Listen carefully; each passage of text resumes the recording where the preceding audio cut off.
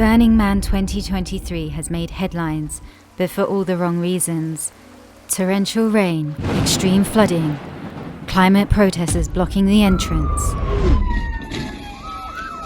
70,000 people stranded with overflowing sewage from the toilets, and even an Ebola outbreak was reported, making Burning Man 2023 a total disaster, raising questions about how long this can continue. Weather events that are getting more extreme due to climate change disrupted Burning Man that on the surface appears to be concerned with the environment and sustainability, but underneath there's a dark reality about the true intentions of this festival, where 70,000 people need to survive for 9 days in the middle of the desert in its hottest months.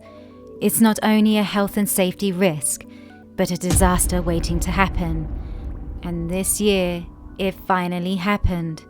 So let's find out how this epic festival in the desert went so wrong.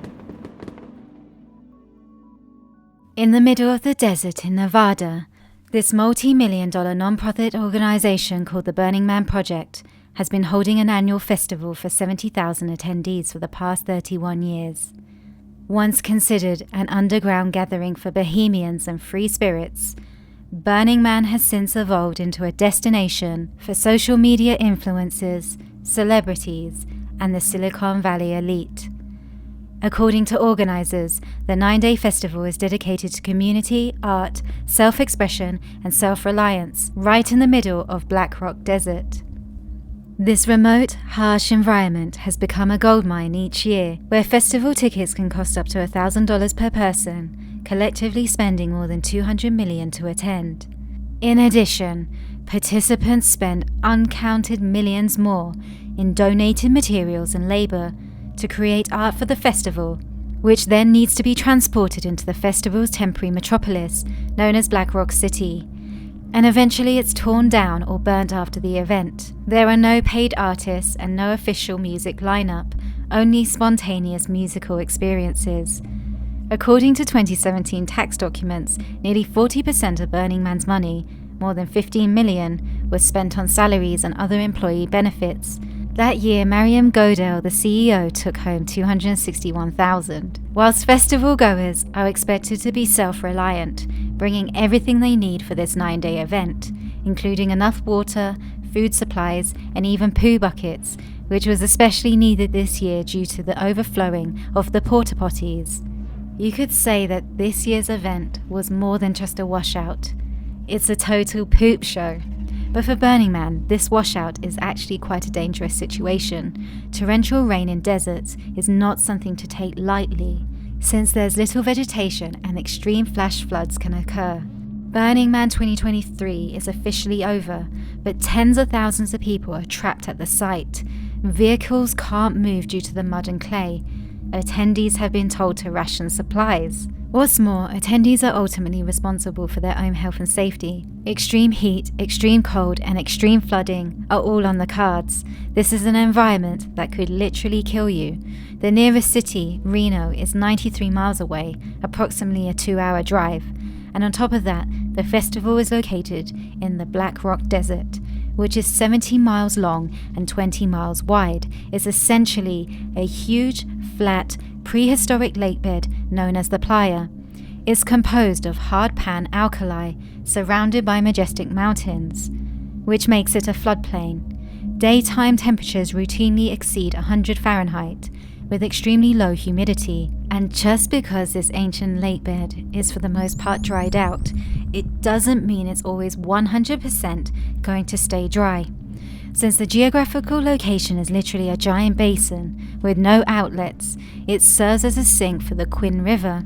Wildlife is everywhere in the Black Rock Desert, even on barren parts of the playa. Whenever there are storms, normally in spring, the dry lake periodically comes back to life. Dormant fairy shrimp eggs hatch when the dry lake bed floods. More than 250 species of neotropical migrant birds and many other water birds stop by for varying lengths of time. Migrating birds feed on the bounties of this lake, which is only a few inches deep when it floods. The dunes that surround the barren Black Rock Desert playa are habitat for kit foxes, antelope, ground squirrels, kangaroo rats, horned lizards, badgers, and rattlesnakes. When it rains, the playa can become extremely sticky, bogging down four-wheel drive vehicles. Some areas of the Black Rock are extremely environmentally sensitive and closed to all vehicles. This kind of rain event is seldom seen on the last week of August when the Burning Man Festival is held, but this year it's happening like never before. Due to El Niño and a more active Pacific hurricane season, unprecedented precipitation has taken place, with over 2 months' worth of rain in just 24 hours. The storm, which started on Friday, continued through the weekend, which turned the desert sand into a sloppy, slippery clay that made it impossible for drivers to enter or exit. While pictures of Burning Man's elaborate art installations and people in intricate costumes might make the event look glamorous, the weekend's severe weather has emphasized the challenges the experience poses. Attendees spend 9 days in an isolated, harsh desert environment with limited access to outside resources and infrastructure. Organizers have described the festival as an excuse to party in the desert. Burning Man has also come under scrutiny for its impact on the environment, which it plans to address by 2030. But is there really any good excuse to party in the desert?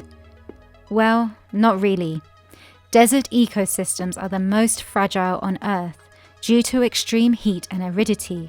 They lack water supply, which limits plant growth and animal diversity.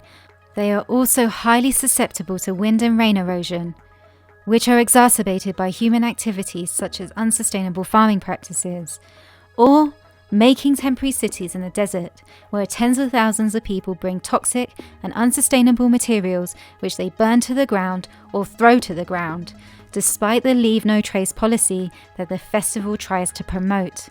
As well as their 2030 carbon neutral pledge, climate activists say they are not doing enough soon enough.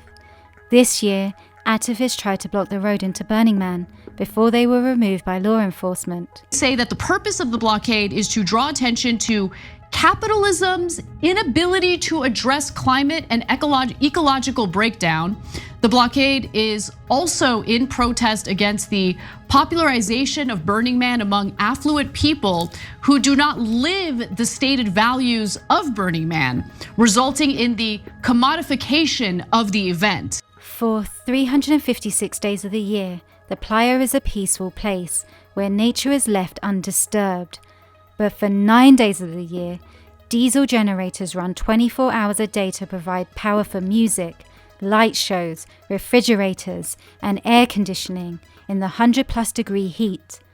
Refrigerators and AC units are some of the worst offenders for potent greenhouse gases. In recent years, A-list celebrities have been chartering private jets to attend the event, with organizers themselves estimating that Burning Man emits 100,000 tons of carbon every year.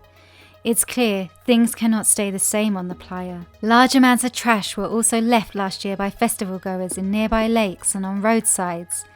But the environmental problem with Burning Man is more than just trash. As the name suggests, many sculptures are incinerated during the festival, including the annual centerpiece, a 75-foot high Burning Man structure. In 2019, organizers acknowledged that burning art creates atmospheric pollution and encouraged people to consider alternatives to burning. An excuse to party in the desert might sound like a nice idea, but it's certainly not nice on the environment. If the festival truly wants to leave no trace, then it would be better off finding a location that wasn't as ecologically sensitive. So what do you think? Can the festival be more sustainable? Let us know in the comments below. And if you have a business or organization and need some advice on how to be more environmentally friendly, then make sure to check out our website here. Thanks for watching another video, brought to you by Leaf of Life.